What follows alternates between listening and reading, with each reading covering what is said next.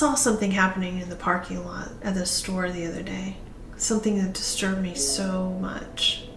There was a little boy and his mother who were getting out of their car to go into the grocery store together. The little boy had a basketball in his hands, and he was clutching it and holding onto it close to his belly, like he just loved this basketball, and it was his comfort blanket. You could tell that this basketball helped him to soothe his anxiety. And the mother, she was standing over him, yelling at him, telling him that he needed to let go of that basketball right now. She was commanding him in a violent way to let go of that ball and put it back in the car right now. And every time I would hear her say, "Now! Right now!" I could feel the incredible violence she was creating inside of that boy.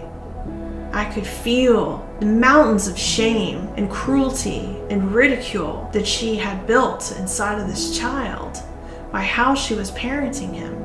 I don't want to judge parents. What I'm trying to help you understand is that the way that we connect to one another, the way that we participate and speak to one another, it matters. It matters now, and it will matter throughout the rest of your life. And so it's important to understand that we can accidentally abuse and hurt one another if we are not conscious about how we're engaging in life, and whether how we're engaging loves and heals or rips apart and destroys. You see, when a child that young is trying to figure out what life is, it's extremely cruel to speak to them in such terrible ways, to shame them for such silly things. There would have been no problem with that little boy bringing the ball into that grocery store. None whatsoever.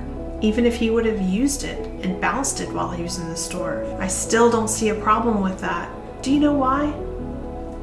Because people and children experience anxiety, especially when they go into crowded spaces, in spaces where there's lots and lots of adults and lots of frenetic energy, and they don't exactly know where they belong. You've got one person over here saying, "Oh, how cute, what a cute little boy," and he might look up and lose track of where his mother is. The next thing you know, she's screaming at him because he's not paying attention and staying close behind. So for a child to enter the landscape of a grocery store or a major box store, it can be a very overwhelming experience sometimes. And it can also be an experience that can bring about a different part of the personality of the parent, the punisher, the discipliner, the violent, cruel part of the self. When I was observing this child, the mother never gave him any reason to understand why it was so important for him to let go of that ball and put it back in the car. The important thing is to recognize the child needed something. He wasn't screaming for it. There was no tantrum. He was clinging to it. His physical body language should have told the mother, this boy finds comfort and safety in this basketball. The way this boy was holding the ball over his abdomen, clinging to it with both arms wrapped around it, it spoke of a paternal break in their bond. He was holding this ball the way that he should have been held. The way that someone speaks to a child matters because it can create so much internal shame.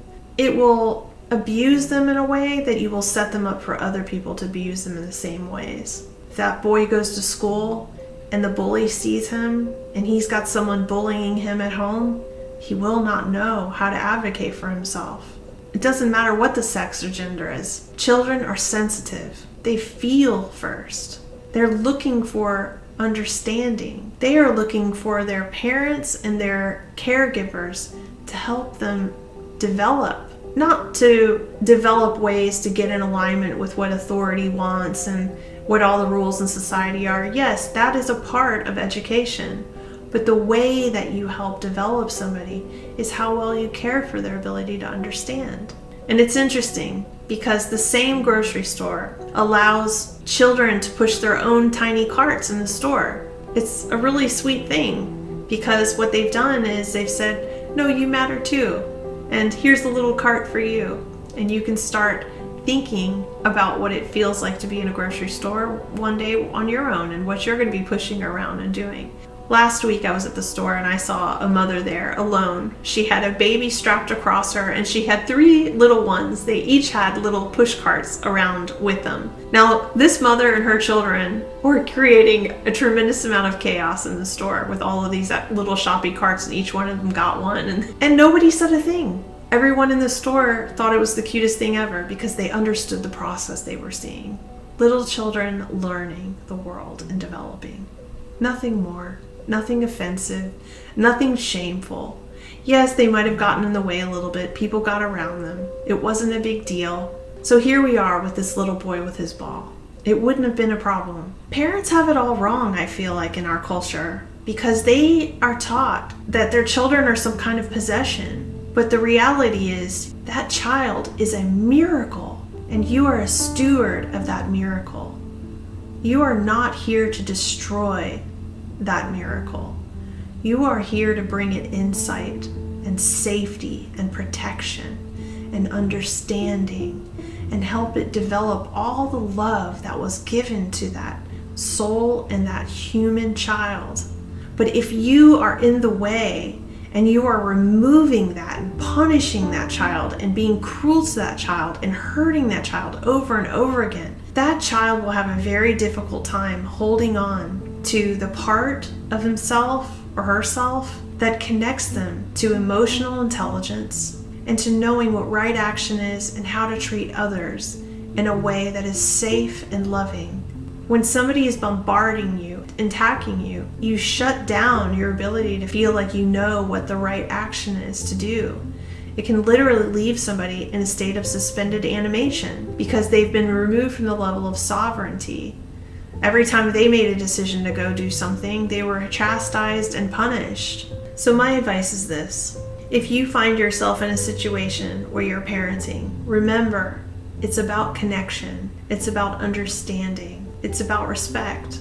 It's not about you demanding respect. That's not how respect is born. Respect is born when someone makes you feel loved and befriended, like they care about you understanding the consequences, the choices, and the decisions in front of you. By taking away their choice and their rights, by telling that child, no, you can't do that, or you can't do this. If the action they're trying to do doesn't cause anybody harm, then let them do it. Let them be. Let them discover how the world is with their choices, as long as it's not creating harm to them or someone else. Allowing people and children to make their own choices is a really important part of human development and emotional development. They will have the ability to know themselves and know exactly how to jump in and help somebody else. But if you're constantly punishing them and chastising them and telling them they can't do things and creating war, you are going to be the one that loses over time. So if you want to be in your child's life, don't over control them. Don't make war when things are not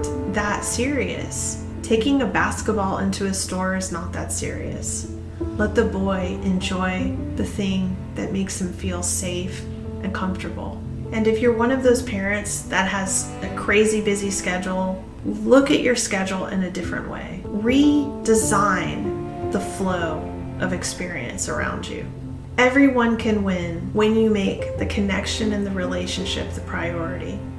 When the relationship is the most important thing to you, not going to get the milk or whatever else is on the task list. Make the relationship number one. Make the child feel like no matter what, that connection with that child is the most significant thing in your world. You don't have to spoil your child, but what I'm really saying here is that you do want to make them feel, if you do ask them to do something, that you really help them understand it from a loving place. No matter what age that child is, that child needs to feel safe, needs to be able to make their own decisions without being annihilated.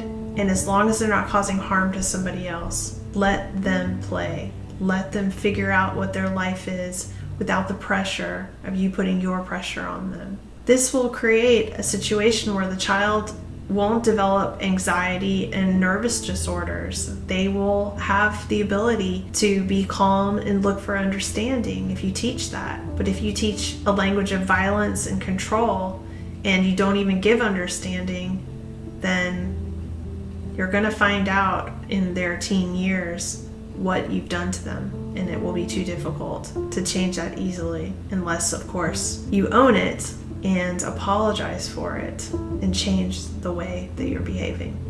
One day, when we are all old, the children that you're caring for today, they'll be the ones making decisions for all of us. They'll be the politicians. They'll be our teachers, police officers. They'll be in the government. They'll be taking care of you and figuring out what decisions are right for you in your old age. So look at these children as the future keepers of the kingdom of this world, and understand that you are a steward. It's the highest honor one could be bestowed. And at the end of your life, when you look back and you do all these things beautifully and lovingly, you will be so glad that you did. I hope that you will hear this message and know that my intention is for all beings to live the best, most loving and empowered lives that they could have. Thank you for listening. If you have any topics that you would like me to cover, please leave that in the comment section below. Please don't forget to subscribe, like, and sign up for notifications for new videos on empathic intelligence. Thank you so much for listening. I love you all. Be well.